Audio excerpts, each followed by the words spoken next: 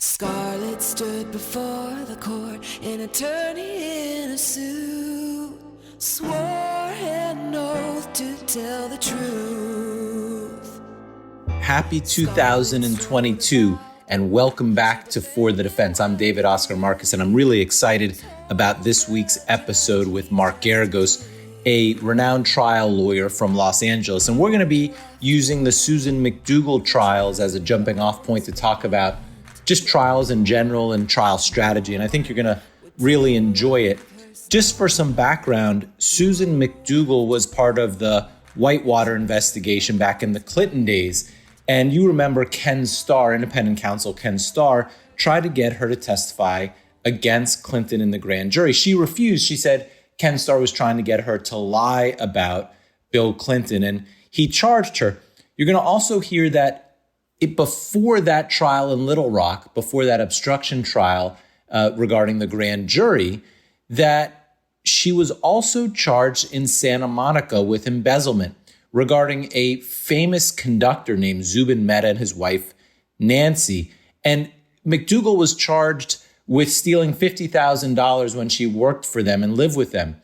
And this trial was a minor state court $50,000 embezzlement trial, but it lasted 15 weeks. Can you imagine? And most people, including Geragos, said it had to do with Ken Starr and using that trial as a hammer to try to get McDougal to work something out, get that case dropped and work something out in the Little Rock case. They were using that state court $50,000 case as a leverage, as a way to get her to try to plead. But she refused. She went to trial with Geragos in that 15-week trial in Santa Monica in state court. She was acquitted of that trial and then headed over to Little Rock for her big fight with Ken Starr. And you're going to hear about those proceedings during this podcast. You might be thinking to yourself, no way would a prosecutor use another case to try to bully someone into pleading guilty. But prosecutors use those kinds of tactics all of the time. In fact, I just had a trial at the end of December in which a client was charged with an environmental crime. It was a total BS case. And the prosecutor said, if you don't take a deal and pay a huge fine, we're going to add more charges to the indictment. And the client, to his credit, had the courage to say, I'm not going to be bullied into pleading guilty. I didn't do anything wrong, fought the case, went to trial, and was acquitted by a jury. But these kinds of threats, these kinds of bullying tactics are used by prosecutors all the time. It's one of the reasons we have so few trials. Less than 3% of cases now go to trial. In the 80s, 20% of cases went to trial. And people like Susan McDougal, who had the courage to fight two different cases, one in state court in Santa Monica and one in federal court in Little Rock, who had a great lawyer like Mark Geragos. And we'll talk to him in For the Defense next. I'm really excited. Today I have Mark Geragos, the well-known, awesome criminal defense lawyer from out west. And we're going to talk about one of the great cases, the Susan McDougal. It was actually two cases back in the 90s. He's also a fellow podcaster, which I love, the Reasonable Doubt podcast, which is awesome. So welcome to the show, Mark.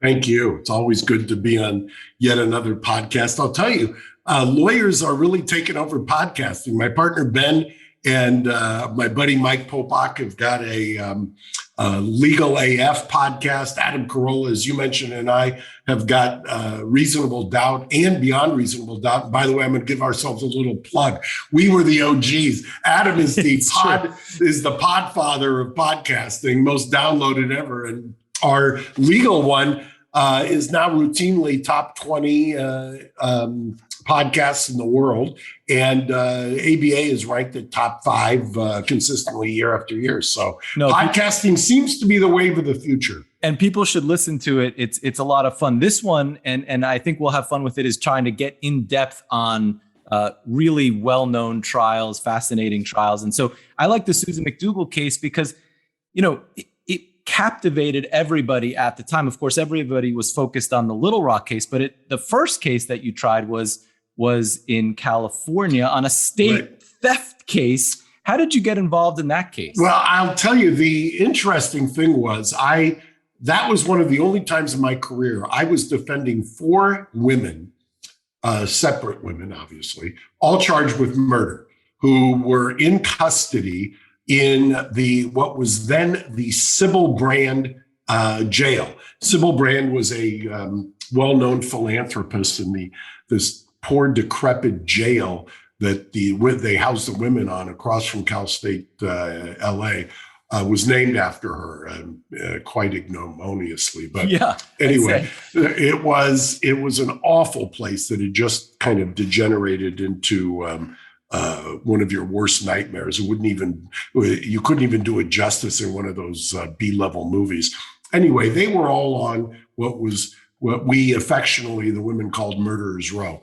Susan had refused to testify for the independent counsel, was taken into custody under contempt. And this case in California had pre-existed.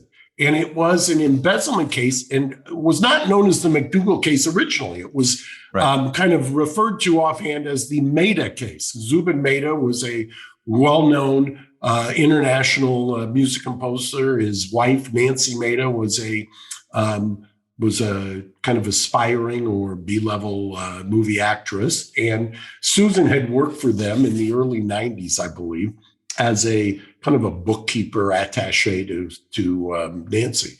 So after Susan had left, they had made reports, and our defense ultimately at the case was that Nancy was spending in the way that when Zubin, after Susan left, when Zubin confronted her with the spending, they blamed the spending on Susan McDougal, got somebody to file a criminal case. There was a warrant out. When she went into custody for the contempt, they brought her out to California.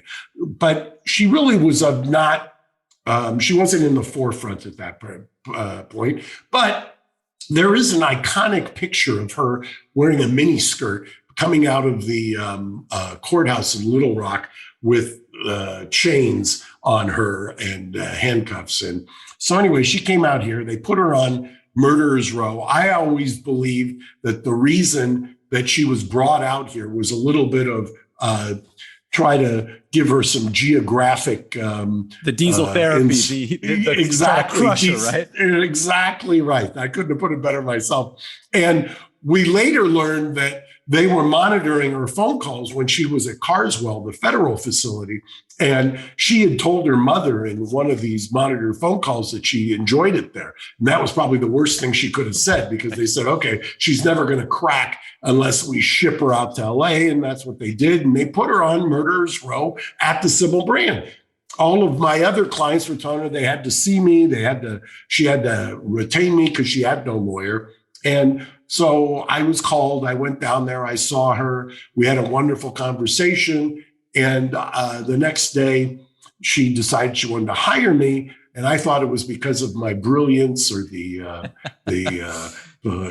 captivating stories that my other clients were telling me. She later told me it was because she liked my shoes. So that's great. Just shows you what the things that clients are impressed with. You know, it's funny because when I first started in private practice, I was a PD and I left into private practice, and I had a lot of people at the FDC down in here in Miami. They were my greatest marketing tool of getting clients. That, you know, they would pass my card out. It was a wonderful way to get cases. Well, originally when I started, like you, I started 83. Nobody's going to hire some punk out of law school who just started. So unfortunately, it's the indigent who end up being your first victims. Right. And so I did nothing but indigent defense, court appointed, for 2 years. But it was great. I loved it. Where else could you get trial experience right out of the box? Even as a prosecutor, you couldn't do it because you can only, they make you go through training, things of that nature. Indigent defense, you go in immediately and you start going. And real cases. Real cases, heavy duty felony cases, and you learn, and it's one of the great experiences of my life, actually. Me too. I remember, though, when I first kind of questioned whether it made any sense, because I was kind of growing into a family, married and having kids. And I remember once I'd finished a 2-day preliminary hearing, and the judge had I'd submitted my hours. I don't know, whatever it was in the preparation. I got a check for, I think, $250 from the judge. He thought that's what I was worth for 2 days' work. I walked in my father's office, who was my partner, and I said, if somebody came in here and said, we'll give you $250 to defend this serious felony through a probable cause proceeding, what would you tell them? And I won't quote it, as I'm sure this is a clean show. So I will tell you, though, that was when I started to doubt whether to do it. In fact, we went from there. I stopped doing what we call it 987 in the state, because that's the penal code section. Right. I started saying, if a judge wanted to appoint me, I just said, I'd rather just do it pro bono. I don't know. By the time you fill out the paperwork, try and keep your hours and everything else, it was more aggravation than it was worth. It's so true. You followed your dad around. My dad was a lawyer too for 50 years. I followed him around. I learned watching him. For folks who don't have, that built-in mentor, what do you recommend in terms of like what books to read, what podcasts to listen? How do you get the trial? I will tell you chops? a couple of things, and yeah. I tell this story often. I'll tell it to your audience. I followed my father around during the summer. I just thought it was the greatest job in the world. Where else could you get up, talk, and then have a 2-hour lunch, and then go home at 4 or 5 o'clock? That's when they're a prosecutor. Right. And I remember vividly going to the Glendale courthouse at one point, and I must have been 12 or 13, and I'm watching him argue as a prosecutor to put some poor 17 or 18-year-old into state prison for 18 months for being in a place where marijuana was smoked. Not for smoking marijuana, but for being in a place. In the 60s and 70s, that was a thing in California, at least until 70. And I remember when we're driving home, I was just astonished at it. It was, how can you do that? How can you live with yourself? You just ruined this kid's life, blah, blah, blah. Within 4 or 5 months, he retired from the office and went into private practice. My whole life, up until 10 years ago, I thought I had made this passionate speech. I had convinced him to leave the office and do the right thing and become a criminal defense lawyer.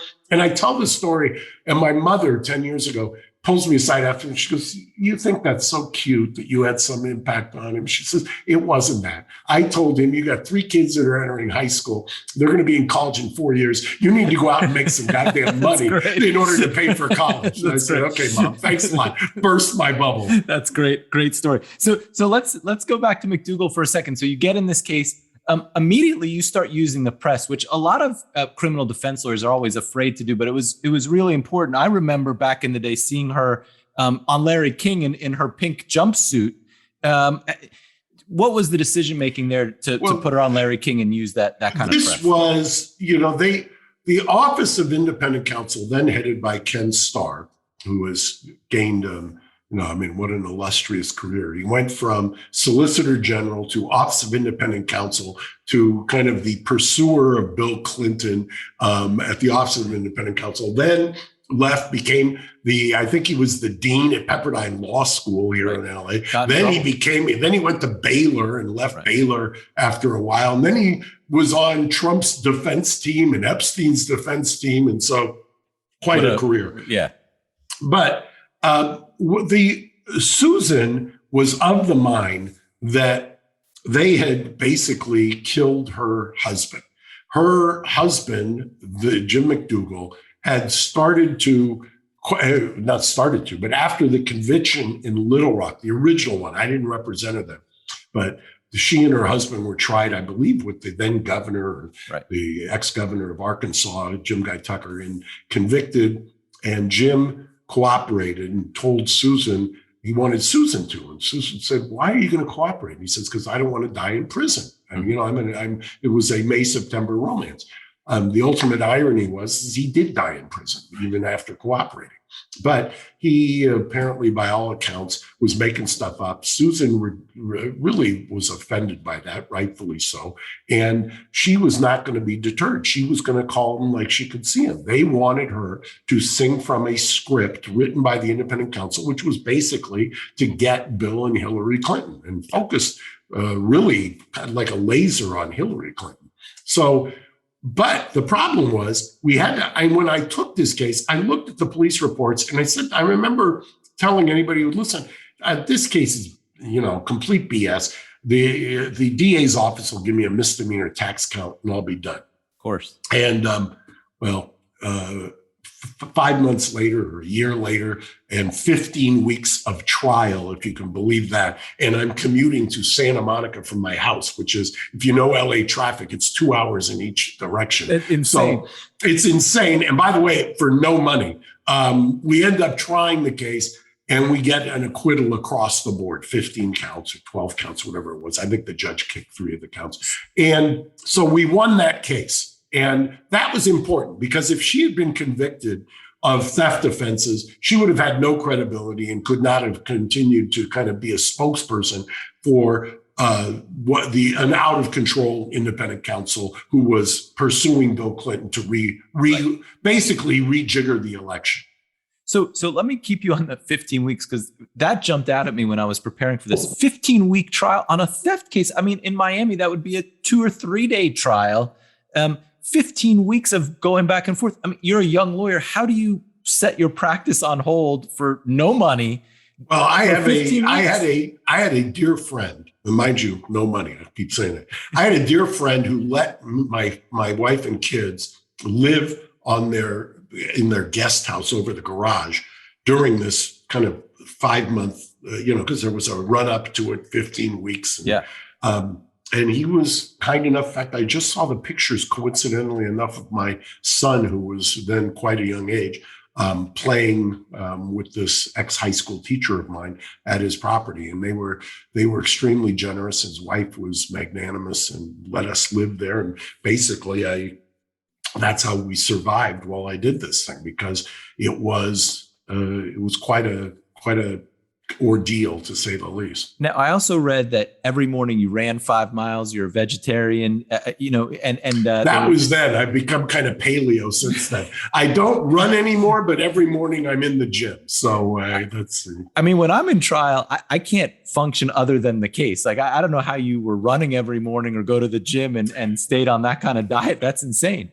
I've got a private eye who works for me, who I actually met at the gym, and he's got a line that I just love. He says, "It's my therapy," and I couldn't agree more. I mean, that's the running with the endorphins. I did it for 20 years until the body says you can't do it anymore. Yeah. And now I walk. If you saw me in my hometown, I'm one of those weird old men who walks constantly for hours in the morning, and I stop at the gym. If I didn't do that, I don't think I'd be here today.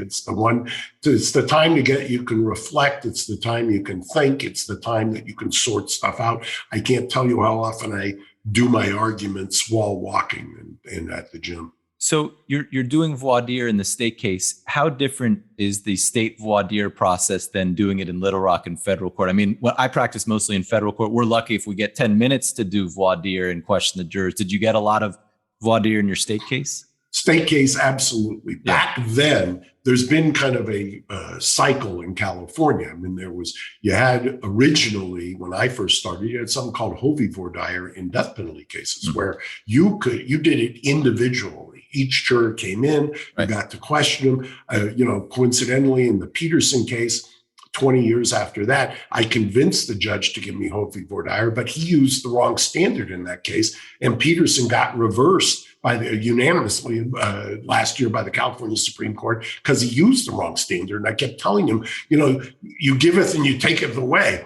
But I had a judge, Les Light, in the Santa Monica court, who was one of the oldest serving judges and an ex-DA. And he believed in old school, and he let us voir dire, but he would interrupt. He would get in the middle. But if you have enough time, as you probably know, with voir dire, you can it's more jury deselection. I was more worried about who was trying to get on there to serve an agenda or be stealth, and contrast that with the federal case, which was about, 6 months later in Little Rock. We got questionnaires. And that, to me, if you give me a questionnaire, I don't need that much voir dire. I really can sort it out from the questionnaire and see if you've got the targeted questions, and pretty quickly how you're going to deal with it. I will tell you a story from the Little Rock case. We go back there also on zero money, and this is in the 90s, so the internet is not really a thing. But we had a fundraising campaign to pay for costs for the hotel and we wanted experts. We couldn't afford them. 1-800-STOP-STARS was our kind of motto. That's great. Yeah. So that would be stopstar.com or something like that. Exactly. Back then we had the 1-800. And now we would have raised a heck of a lot more money. Back then, you'd raise $10,000 in a month to pay for hotels and things, and you thought you had died and gone to heaven. No, now, I mean, can you imagine you would raise, add a couple zeros to that. Exactly. So in the Little Rock case, I saw that the government called some of the prosecutors to try to prove up the contempt charge, and you get to cross them, of course. And it was. Let me tell you how much fun this was. They're calling prosecutors to describe how fair they want to be. And I remember one guy, and I won't name him because he doesn't need it, but he gets up there and he's talking about how he really wanted to exonerate Bill Clinton. And I'm just laughing. I mean, dude, you can't. Who are you kidding? And he starts to tell this story about how Ken Starr and he are watching college basketball and they were rooting for Arkansas, who had played or won the national championship, I think, in college basketball. Pat Harris, who was Susan's fiance at the time and was my, even though he wasn't admitted, he was my co-counsel, practical. He kind of whispers to me or hands me a Post-it note, says, ask him who they were playing. I said, who was Arkansas playing? He goes, Duke. And then Pat goes, ask him where Ken Starr graduated from. I asked him, what's Ken Starr's alum? He goes, Duke. I mean, the three jurors in the front, who were obviously basketball fans, are dying of laughter. Like, so really, great. You believe that? So then I said, okay, they're going to call prosecutors. I'm going to call prosecutors. I called the head of the Little Rock Office of Independent Counsel. He's my first witness, Hickman Ewing. And I started asking him questions. And he's, I don't know, I don't remember, blah, blah, blah. And I said, by the way, didn't you say that Hillary Clinton was evasive in the grand jury, and that's why you thought there was a suspicion? He goes, yeah. And I said, and was it because she said, I don't remember when she was being asked questions 60 times? He says, yeah. And I said, by my count, you're at 120 or something right now. Then I got him to admit, and for you young lawyers, you should never do this. But I did it. I had papers here. And after I'd kind of whacked him a couple of times, and obviously he thought I had more than I did, I said, and isn't it true you had a draft indictment of Hillary Clinton in your drawer? And he goes, well, yeah, but we didn't use it or something like that. It was like a scene out of one of those old movies, because there was no cell phones in the courthouse. All the reporters in the back went running out to find a payphone for, Hillary Clinton, a draft indictment. So wait, you pretended that you had the draft? Is that what you did? Well, he might have thought that from the way I had the papers rolled up in my hand, a la John Wooden. I'm not going to say. But I will tell you, one of the great things about that case, which I kind of cemented for me, the fact that this was a political show trial of hers, of Susan's, was when we had done the jury selection. The Office of Independent Counsel, we later learned, had 130,000 or something like that for jury consultants. We had, I don't know if I've mentioned this, zero. No jury consultant. Yeah, Pat had the bright idea of going down to the registrar and getting the political affiliations, how often they voted in the elections, Democrat or Republican. So we had that. And we were able to get 7 Democrats on the jury, 5 Republicans. Now, they had charged her, indicted her on 3 counts. One count was obstruction of justice, which requires a mental element, a scienter of that. And the jury instruction had an element of, did she believe it was a just investigation, something along those lines. Willful. And then 2 counts of criminal contempt, which really were, was there a lawful order? Did you refuse to testify? You're off to the races if you're the prosecutor. Well, because they overcharged it and indicted her on the obstruction of justice, I got to put on all kinds of evidence as to the justification for this investigation. So great. And they acquitted the entire jury, found not guilty on the obstruction of justice, and hung 7-5 on the 2 criminal contempts. And you can guess who the 7 and the 5 were. Right, of course. And this is where your client can get mad at you. We went out onto the steps of the courthouse, and somebody, and I was obviously intoxicated by the verdict, not yet intoxicated by the after party, but I was asked by some intrepid reporter, do you think Ken Starr will retry her on the criminal contempt? And I flippantly and regrettably said, he doesn't have the balls. And I think I still have a sore rib from Susan elbowing me. Like, enough. That's great. That's great. All right. But before we get to the celebration, the verdict. So I see you call the prosecutors. You got one of the prosecutors to say that he had to work to develop the witness. And one of the jurors after trial said, you can develop an antidote or a vaccine, but not a witness, which I thought was just such a great quote. I also saw, by the way, that Susan testified, of course, in the Little Rock case. Up until that point, one of the big things was, of course, she stayed quiet. So how does that decision get made? Was she always going to testify in the case? No, but I think at that point she was so, Santa Monica was extremely hard on her. I mean, it was an outrageous prosecution. They were trying, it was character assassination. As you know, that's normally what happens in any criminal cases. You try to demonize the accused and make them out to be the worst thing and basically not human. I mean, obviously, if you're doing criminal defense, your first and foremost commandment is to humanize your client. Absolutely. Because the prosecution does nothing but dehumanize. So she really had a rough time of it, and rightfully so, in Santa Monica, and she wanted to tell her story. And I'll never forget, I might have quipped to the jury because she would give some long answers. And I think I stood up at one point and said something like, and can you believe people think that, that you don't want to talk? Because well, I saw once that the prosecutors objected to some of her testimony, and you said something like, "Hey, I thought you guys wanted her to hear from her." Exactly. I had this. He's also passed away. It seems like all my judges pass away.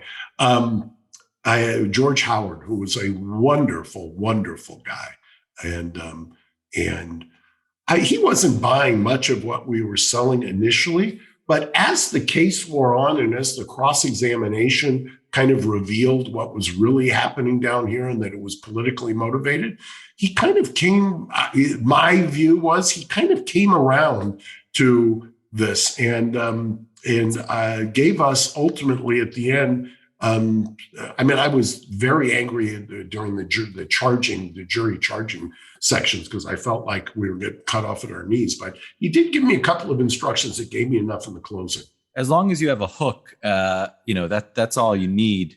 The other thing I say is stay out of my cross. If a guy stays out of my cross, I can put up with almost anything else. Just stay out of the cross. I do not understand. I just finished a 1 week kind of bench trial in federal court last week. And I'm always amazed. The prosecutor was objecting to things that are fair game on cross. And it's like, stay out of my cross. That would be maybe when I die, they'll put that on my tombstone. It's also weird in a bench trial where exactly what I said. What are you going to worry? I'm going to poison the judge. She can sort this out. Right. No, that's nuts. One of the questions that we always get as criminal defense lawyers at the cocktail parties, like, how do you represent those people? And as I was reading for this case, I saw one of your old quotes, which I loved, which is, I don't judge my clients. By the time they come to me, they're already in a jam. If they want someone to judge them, they've got a priest or a rabbi. Most people who come into me have beaten themselves up so badly already. The last thing they need is for me to go back and beat them up some more. I love that quote, Mark. I also tell the story.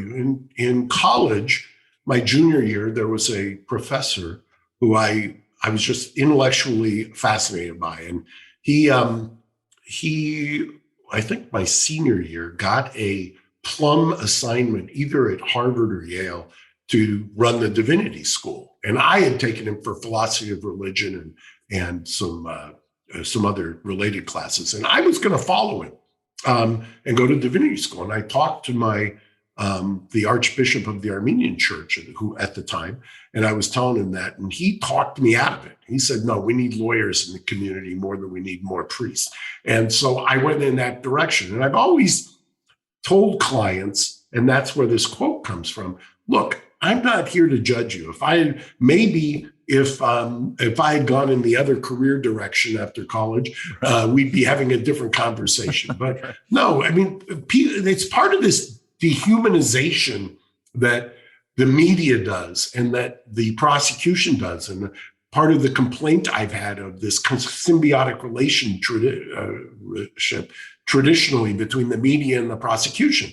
One of my related complaints about gag orders. I mean, gag orders originally, if you go back to Shepard versus Maxwell, were intended to protect the defendant. Well, somewhere along the line since the 50s, the script flipped, and it was to protect the prosecution and to inhibit the defense. They always love to have a prosecutor, and I mean, how many times have you seen one of those press conferences? They've got all the evidence laid out, and we found our man, and blah blah blah. And then if you want to respond, they run in and say, "Judge, he's polluting the jury pool. Shut him down." Drives me bananas, and it happens all the time. I mean, you're right. It's one of the. It was. We talked to Lee Bailey before he died about Maxwell. Lee was the one on Shepard versus Maxwell. Before he passed, he used to come down to National Trial Lawyers every year. And we had this kind of serial conversation about how in 50 or 60 years, the prosecution had just flipped the U.S. Supreme Court to the point now where Shepard versus Maxwell is quaint and completely irrelevant to what happens in the criminal justice system. It's so true. It's so true. By the way, I looked at the closings. I was able to get some quotes from the closings from McDougal and Little Rock. And I thought the prosecutor's theme was so bad. One of the themes they start out with is they said McDougal thought she was in Burger King and could have it her way. I mean, were they serious? I mean, that's horrible. Just really bad. I liked the two prosecutors, Mark Barrett and Julie Myers. Julie ended up becoming head of ICE after that. Mm-hmm. The old predecessor to whatever the acronym is now. Yeah. And I actually enjoyed them, but I think they would admit they despised my client. I mean, absolutely despised my client. And I don't think Susan liked the fact that I was, on good terms with them, but I never understood what they were doing. I never understood you have to be either authentic or at least transparent. And I just think the prosecution in both cases was not. I think it was obvious that there were other motivations driving this, which I think was apparent to jurors in both locations. Right. And of course, it was Ken Starr who was a central feature of your case and of closing. They didn't mention Ken Starr in their 3.5 hours, which is insane. And of course, it was a big feature of yours, and you had a big blow up, I think, of Ken Starr. There was also another kind of seminal moment. There was a woman who was the ex-first lady of Arkansas. And I called her as a character witness for Susan because Susan had lived in her guest house and had known her. And she was this elegant Southern belle throwback to a different generation. And I put her on the stand and I had her testify as Susan's character. We go into a break. And she comes back and I can see she's a little shook. And she tells me why. And I said, that's fine. Get back on the stand. I said, Your Honor, I know we had broken. I said, I had no more questions. I have one more question. I said, Miss Riley, we just took a break. Did you talk to the prosecution over here? She said, I sure did. I said, what did they ask you? She said, they asked me if I had slept with Bill Clinton. Oh my God. It's unbelievable. It's unbelievable. It's just like, I mean, who could ask? How could you ask for that? Can't make that up. You can't make it up. You couldn't program it. I didn't see it coming, and Great. So I see. I also loved in the closing when you said, "Listen, if she wanted to lie, she could have easily lied about Clinton, got out, and sold zillions of books." I thought that was such a great point. Did they have any response to that, or no? I mean, the whole thing was just, as you know, in a courtroom. One of the reasons I love courtrooms is the give and take, especially if there's somebody who knows what they're doing with cross-examination. you can discover truth. Ironically, one of the things about the last 2 years, roughly, that has made me crazy is though our whole experience with COVID and so-called experts, where I have taken the position, I would love to get one of these experts on the stand and just have a half an hour to cross, because they wouldn't last. They wouldn't stand up. It's all kind of science by Braille. See, I thought you were going to say something different. I thought you were going to say the last couple of years has driven you crazy because there's been no trials. We've been sitting doing these Zooms all for the last couple of years. I have gone crazy because of that. Yeah. But I have a buddy judge who forced me against my will to do a Zoom preliminary hearing. Oh, yeah. And I was adamantly against it. After it was over, I didn't quite mind it. In fact, the bench trial I did, we live streamed some witnesses from overseas, and the two of them were atrocious. One of the live witnesses was atrocious for the prosecution as well. But I mean, all in all, it was funny. One of the witnesses had his glasses on, and it was obvious he was looking at something. And at one point, one of my sharp young associates said, "He's looking at a computer laptop." And sure enough, I busted him on that. You could see him. Great. Yeah, stuff like that. You never would have had if he were on the stand live. So. Right. So I know we're running out of time. So just a little. We are, and I apologize. All my fault. No, I want to just get to two last things. One is the deliberations where a juror comes running in and says that they had a law book written by one of the former justices. And so how does that play out? Because I guess the prosecutors start going after the Supreme Court justice, and it turns out to be a bunch of nothing, right?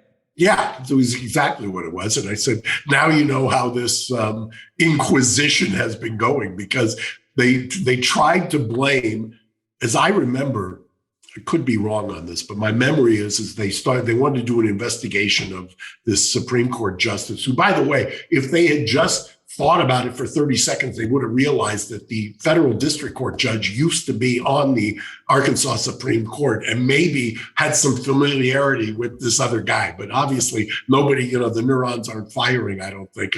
And ultimately, at the end of the day, it was a lot of nothing. I mean, but I will tell you, there was Julie Myers, I mentioned, went to ICE. You know who was, I don't know, fourth or fifth chair down there? Rod Rosenstein, who ended up in the Trump DOJ. Rod was down there, and then also Brett Kavanaugh, the now Supreme Court Justice, got his start in the Office of Independent Counsel as well. So, Mark, you win the case. This is the second, Susan McDougal not guilty. You walk out with her. Is she released? And she'd been released back then. You could make a Rule 35. The defense could. A Rule 35 is a post-conviction motion. Now it has to be the prosecution. Right. That. I mean, I'm old enough to remember when the defense could do it. I'm also old enough to remember third-party cooperation. I mean, some of the things I talk about, people look at me and they have, what are you talking about? Right, It's like, so anyway, I had gotten her released with some conditions on a Rule 35 before the trial. However, she had conditions on her, and we got those conditions removed. She's released, but she went out. You may have a picture of it. She went out in the, at one point, I think it was after the Rule 35, in her orange jumpsuit. We just had her on the courthouse steps. Where's the big celebration when you win the second case? Down at the Capitol Hotel. I had the back room, and that was my favorite place. Back then, you could not only drink in the hotel, having come from Utah, I'm very tuned to this, but you could smoke cigars. So it was quite a throwback. I bet you that was wonderful. It was quite a celebration. I bet. I think I ended up with two reporters and Susan's brother and a buddy of mine, Rick Coleman. I think we watched the sunrise playing billiards at some dive bar somewhere in Little Rock. It was one of the great evenings. I won't name the one reporter. She's gone on to great heights. So I'll go to my grave with that. It's too bad we don't savor those wins more. I feel like we celebrate the night or two, and then we're on to the next case. This is something I talk about a lot on the podcast. Like the wins don't stay with us as long as the losses do, at least for me. The losses eat you alive. I mean, that's right? The wins, you just go next. But I've got a friend who's a bit older than me. He's been practicing for 50 years. And he always says, just next, I cannot get past a loss. I live with the loss for years. And so eventually I've been fortunate. Two of the Peterson being one, and there was another murder case I had that just ate me alive, and that just finally got reversed after about 10 years. So I've got a clean slate. No client who I've ever tried the case has ever been convicted of first-degree murder. So, amen. Well, that's a good place to end. So, right. So Mark, thank you so much for doing this. We've been trying to schedule for a while, so I appreciate you working with me, and this was a lot of fun to talk to one of the great criminal defense lawyers. So I appreciate it. Thank you. That was a lot of fun talking to Mark Geragos, a true trial lawyer who's tried so many important and big cases over the years. But more than that, he's also just a super nice guy, as you could tell from the interview. And when he mentioned that, he got along with the prosecutors were quoted after the trial that they liked Mark. They just couldn't stand McDougal. It's rare to see quotes like that from federal prosecutors after losing a trial. But, it just goes to how Mark connects with the jury. If he can get prosecutors in a federal trial to like him, imagine what he can do with jurors. And it speaks to an amazing, amazing result, getting not guilties in both state and federal court. Thanks again for listening to this episode. Next week, we have a really interesting one with Juanita Brooks talking about John DeLorean. We'll air that in 2 weeks' time, not 1 week. And before we go, I have some clips from the first trial, the Santa Monica trial, where the jury found Susan McDougal not guilty, and then some comments by McDougal and Geragos after. So check it out, and thanks again for listening.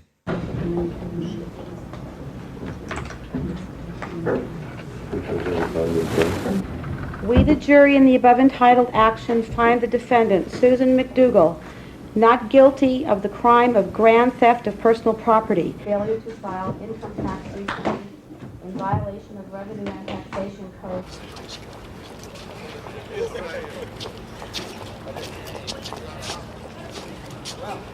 I know that they wanted to exert pressure. They have done it for the last years of my life has been about Bill Clinton. Everything that's happened to me has been so that I would tell some story that was not the truth about Bill or Hillary Clinton. And it starts again in February of this next year.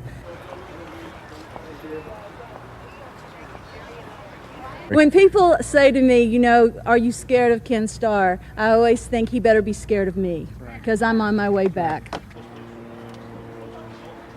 There's a reason why this case languished for 5 years, and then the day after she was released, he insists that he wants to go to trial. There's a reason why the independent counsel wanted the case in Arkansas to be continued after this one and wanted this case to last, because they wanted to get a conviction.